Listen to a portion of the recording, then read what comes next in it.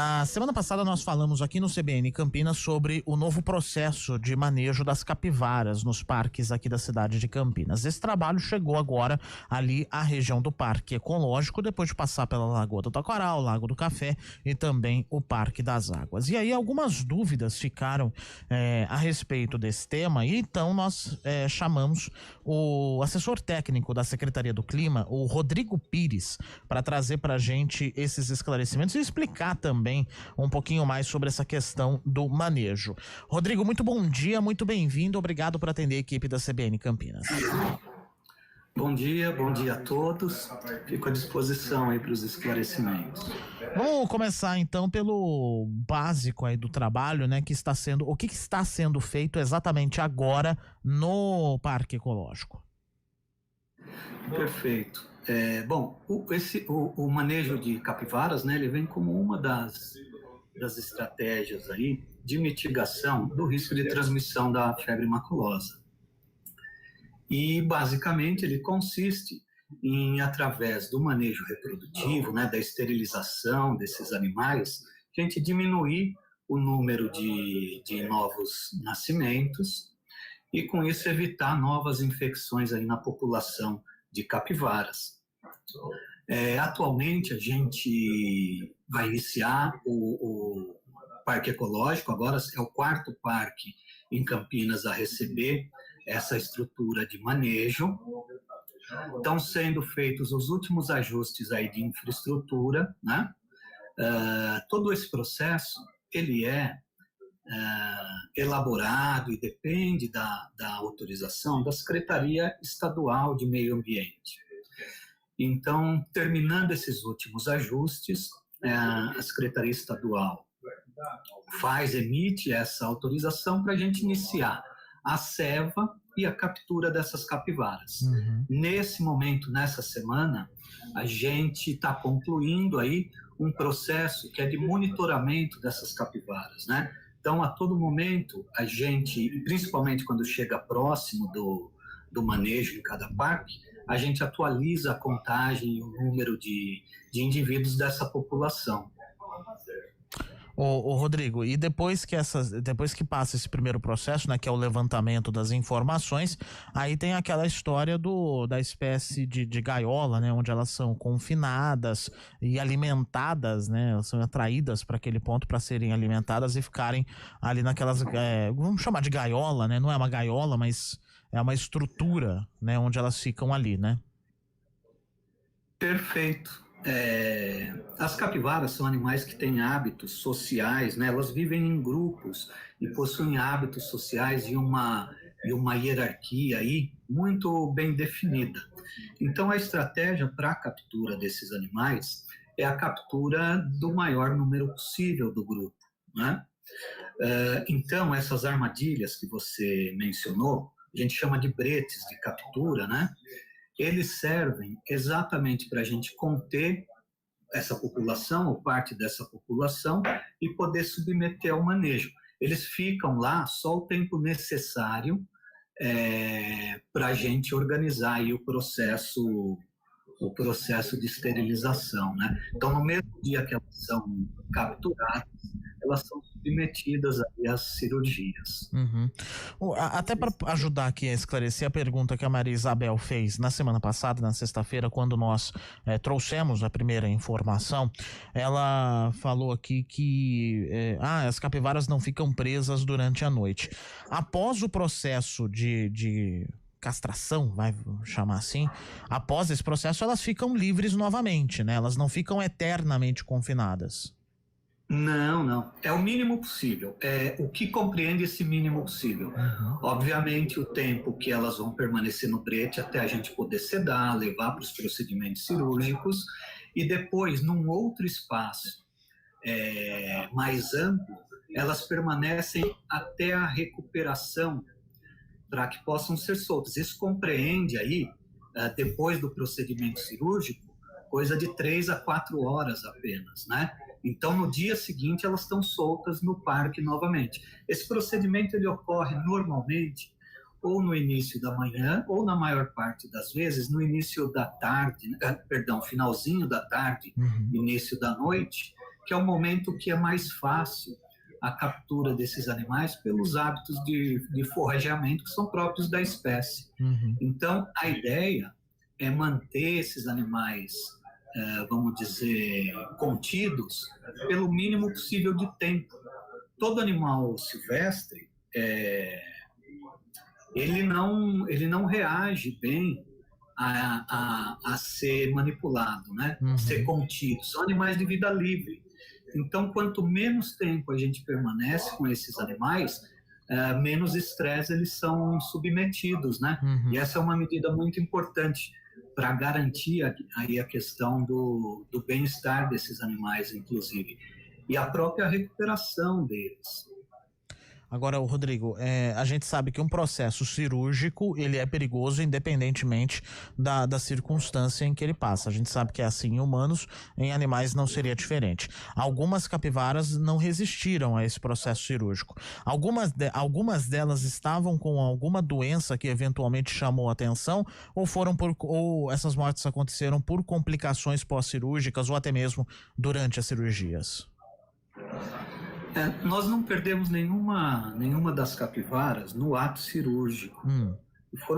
Foi pouquíssimas aí as que não resistiram, né, aos procedimentos. O que a gente observou é que algumas das capivaras vinham com processos aí de saúde já comprometidos.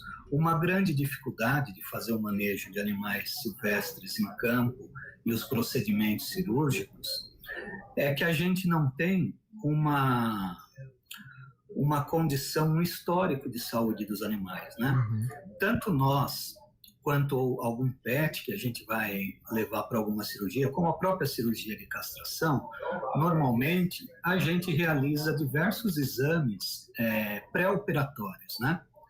Esses animais a gente vai muitas vezes perceber a condição deles no momento da cirurgia. Os poucos óbitos que ocorreram, eles tiveram ligações aí com condições pré-existentes das capivaras. E, obviamente, que, como eu falei, essa manipulação dos animais, ela gera um estresse nesses indivíduos, né?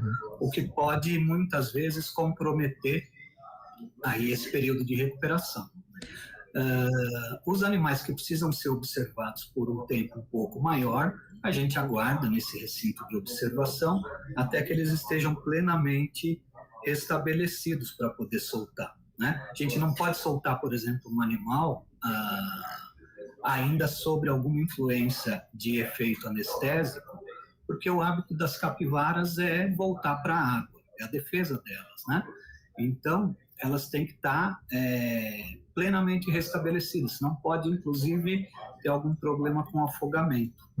Mas nós não tivemos, tem sido tomado aí um grande cuidado nesse sentido. São 140, pelo menos, né, 147 animais que já passaram pelo manejo e pela esterilização, e desse total 8 capivaras morreram, sendo 2, especialmente no Parque das Águas, que foi a última ação. É um número considerado baixo, né?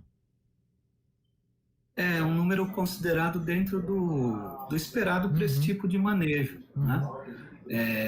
Eu acho que o maior desafio nessas situações é a gente realmente não ter um histórico de saúde dos animais, né? Nenhum exame pré-existente. E isso não acontece pela própria metodologia desse tipo de ação, né? Cada vez que você captura esses animais, eles passam por um estresse. Então, quanto menos manipulado, melhor. Então, está dentro do esperado, está seguindo dentro do esperado. E, obviamente, que assim como na população humana, na população de animais domésticos, na população de capivaras de vida livre, a gente vai encontrar indivíduos já mais debilitados por alguma condição de saúde, né? Ô Rodrigo, falando sobre essa questão do monitoramento do histórico, né, das capivaras, a partir do momento que elas são esterilizadas, está sendo feito alguma coisa nesse sentido para continuar acompanhando elas? Vou fazer uma analogia aqui, né, o chip quando se coloca em cachorro e gato, por exemplo.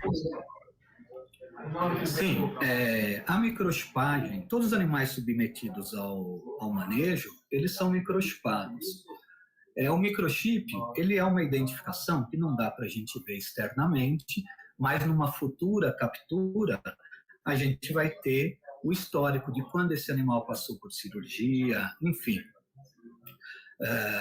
a data e todas essas condições. Isso ajuda bastante num manejo futuro. O que a gente tem acompanhado depois das cirurgias através de uma recontagem dos animais, entender um pouco mais a dinâmica desses animais dentro dos parques, né? A gente sabe que essas populações não têm o mesmo tamanho em toda a época do ano. Alguns locais têm uma facilidade maior de um intercâmbio de indivíduos, né?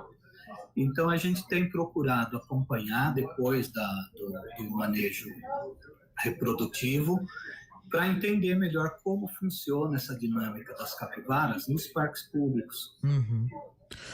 O que dá para a gente dizer rapidamente, até porque o nosso tempo está esgotando, mas qual que é o comportamento comum já observado por vocês e o que chamou atenção nesse sentido? A gente percebeu uma variação do número de indivíduos que é esperado, né? Mas uma variação significativa em função das épocas de maior e menor oferta de alimento, que vão coincidir também com a época de reprodução, com o pico de nascimento de filhotes, né? Por isso que, mesmo tendo feito inventário de todos os parques da população de capivara, nós, antes de iniciarmos cada um dos parques, temos feito aí essa recontagem e essa atualização do número de indivíduos. É uma condição esperada, mas que a gente tem feito pela primeira vez aqui em Campinas. Perfeito. Rodrigo Pires, assessor técnico da Secretaria do Clima aqui da cidade de Campinas, esclarecendo algumas questões sobre o manejo das capivaras, processo que agora está começando a acontecer ali no Parque Ecológico com esse monitoramento, né, nesse primeiro momento, para saber quantas capivaras estão lá, para daí a ação na sequência de começar o confinamento para a esterilização. Muito obrigado, viu, Rodrigo? Sempre muito bem-vindo aqui na CBN Campinas. Eu agradeço pela oportunidade e um bom dia a todos. Bom dia. 10h29. CBN Campinas. Oferecimento Recap, Sindicato dos Postos de Combustíveis.